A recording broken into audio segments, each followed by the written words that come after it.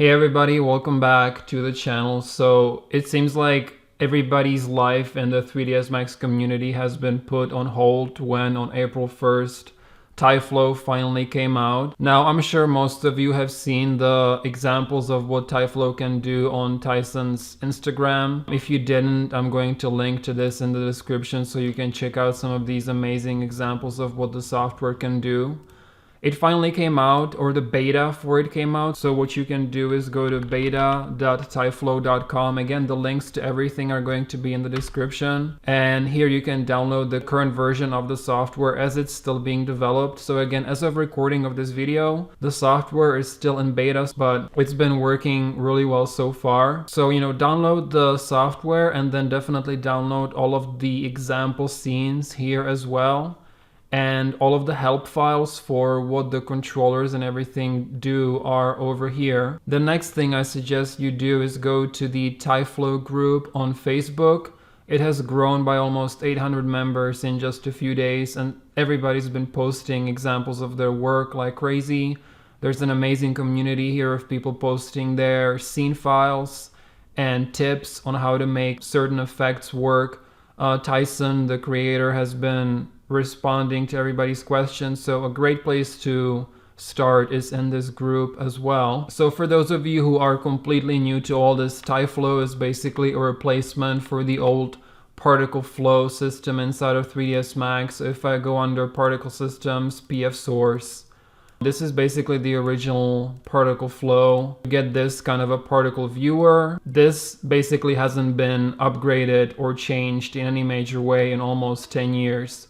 So what Tyson has done is he basically rewrote the entire software and made it exponentially better than it is right now. So after you download the package, just extract the archive and you're gonna get this .dlo file. So the entire plugin is contained within this one file, and then you can just copy that and paste it into your Max plugins folder in program files on your C drive. So you can look at my path here if you don't know where that is. As you can see, I've already done that, so I have my tyFlow file right here, and then just restart Max and it's going to show up. So after you open Max, right under standard primitives, you're gonna get a tyFlow button, so you can just click that and create a tyFlow. So this is how you basically open the editor and control your particle flows in here. One major difference between tyFlow and particle flow is that if I create another tyFlow object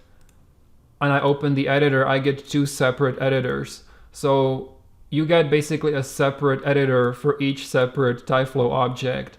Unlike particle flow, where if I create a particle source for PF source and I open the particle view, now you can see that if I create another PF source, it's going to show up in the same window.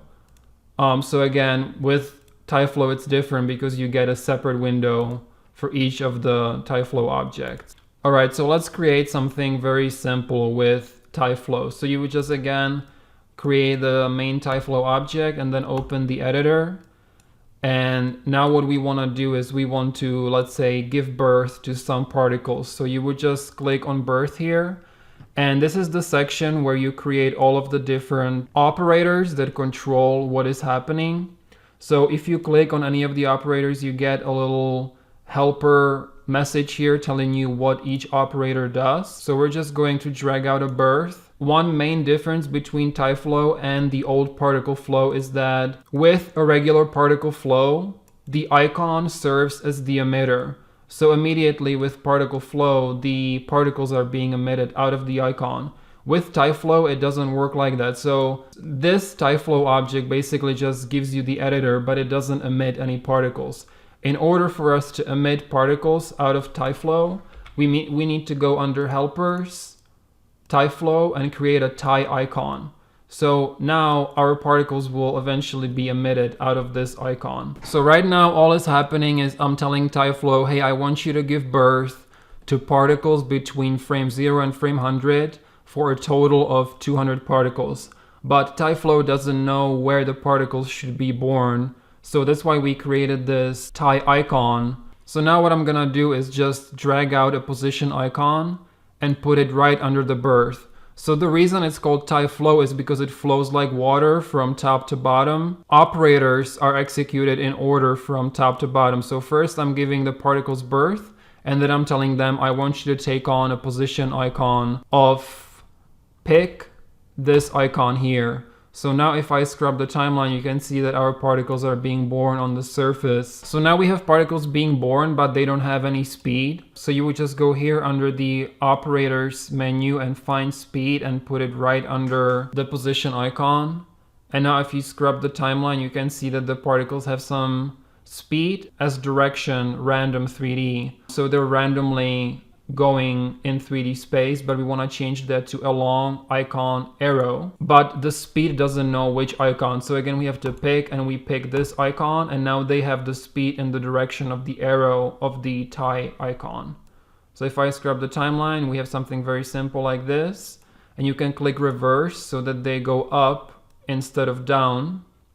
So now we basically have just particles, but what if we wanted these to be spheres or cubes or some kind of 3D geometry? Well, you would just add another operator. So we're going to add shape. And for the shape, we're going to choose 3D and a cube.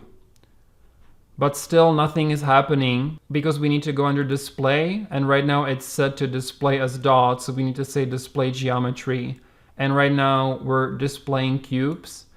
And you can go under shape again and click scale, and you can make them bigger or smaller, however you would like. Now let's just say that we want to make something a little bit more fun and have these cubes sort of shoot up in the air and then fall down and break. So what I'm going to do is go under birth and reduce how many of these are being born. So I'm going to say per frame and set this to 0.1. So what we can do is add a physics shape right here and put that under shape. So now they're basically too heavy to go off the ground. So we need to go back under speed and increase the magnitude of the speed. So you can set the magnitude to maybe 10. And now you can see that they will shoot up and then fall back to the ground. And we can set the divergence to maybe 5 just so they shoot in a little bit of a various directions, just like this. Maybe set it to 10. So the last thing I want to do is I want them to break when they hit the ground.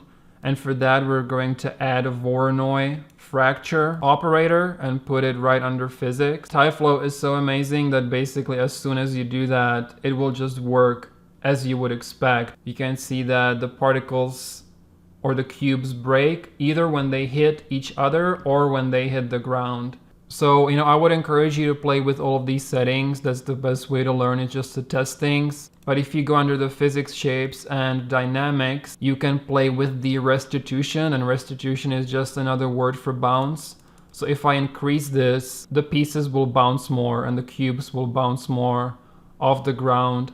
And there are a lot of various settings that you can play with and basically take it from here to make some cool stuff. Now, as far as rendering goes, I already prepared some lights. Basically, if you try and render this right now, it will just render black. So what we need to do is add a mesh operator under here.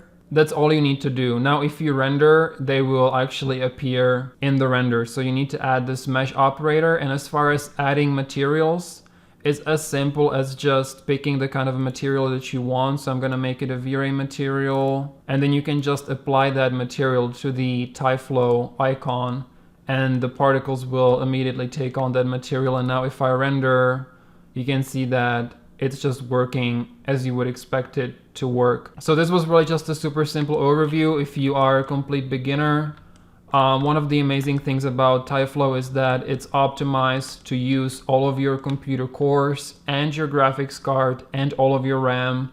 So finally, having a great computer will actually make everything faster, unlike using particle flow that could only basically use one core of your computer for the last 10 years. And as far as the thumbnail for this video, I just opened the tyFlow Spline 004 example scene, which was provided by Tyson under splines, and I just added some red material to it and some shallow depth of field. So I hope that you guys found this helpful. I'll be making more tutorials for tyFlow, which also works very well with Phoenix FD. So I'll definitely be showing you how to combine tyFlow with Phoenix FD, but until then I have about 50 tutorials, so you guys can check all those out. I would appreciate it if you would subscribe. I would appreciate a thumbs up if you found this helpful, and I'll talk to you later.